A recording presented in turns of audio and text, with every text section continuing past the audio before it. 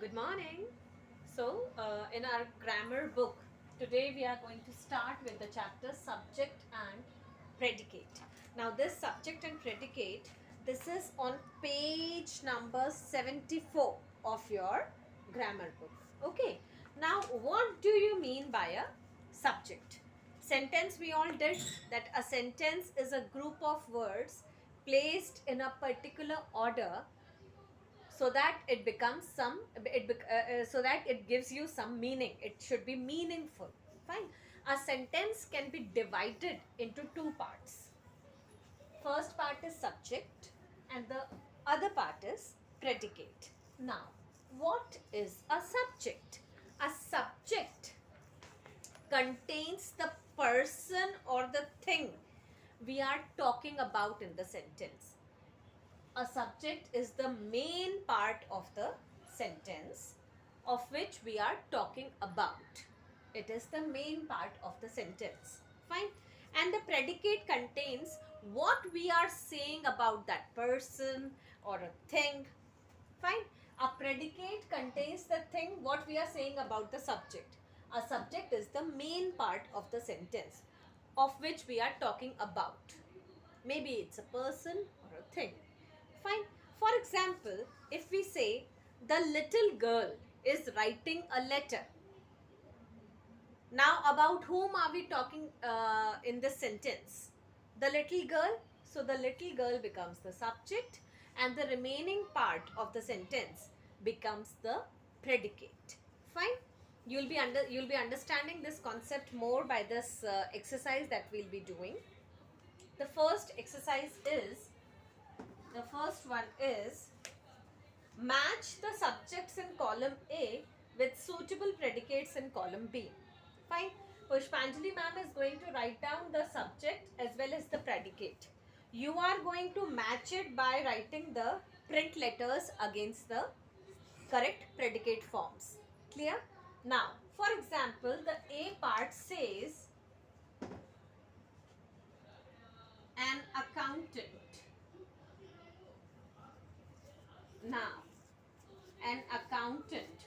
Who is an accountant? Who is an accountant? An accountant keeps the accounts of a shop or a business. So, an accountant, for whom we are talking about in this sentence, an accountant. So, this is the subject and the remaining part becomes the predicate. So, match it with the option keeps the accounts of a shop or a business. Clear? Now this becomes the sentence. Now the second is an architect. An architect. Now here again, an architect is the person for whom we'll be talking about. So this is the subject. Now what is the predicate for this? What is the correct predicate for this? The correct predicate for this is an architect draws plans for constructing a building. What is the work of an architect? He draws plans for constructing a building. So draws plans for constructing a building. Fine. In the same manner, you will be matching the correct subject with the correct predicate. For example, a dentist. Now, what is the work of the dentist? What is the work of the dentist? Looks after our teeth. So, you are going to match it. Fine. In the similar manner, an electrician, an engineer, a hairdresser, a mechanic, a pilot, a police officer, a radio jockey. These are the subjects which we are given and we have to match it with the correct predicate. What work do they do? With the correct predicate forms, we are going to match it in this exercise. Fine. So, I hope that you have understood what are subject and predicate. To give you a quick recap, a subject is the person or a thing for whom we are talking about.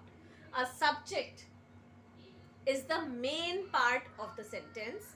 Predicate is what we are saying about that subject. Fine. What we are saying about that subject becomes the predicate, and a subject is the main part of the sentence for whom we are talking about. Clear? Now, I'll be providing you the answers of this particular exercise in the assignment section. I'll be sending you the related sheet of this exercise. First, you are going to match it for yourself, and then you can verify the answers with what Pushpanjali ma'am is going to send. Fine? Bye-bye.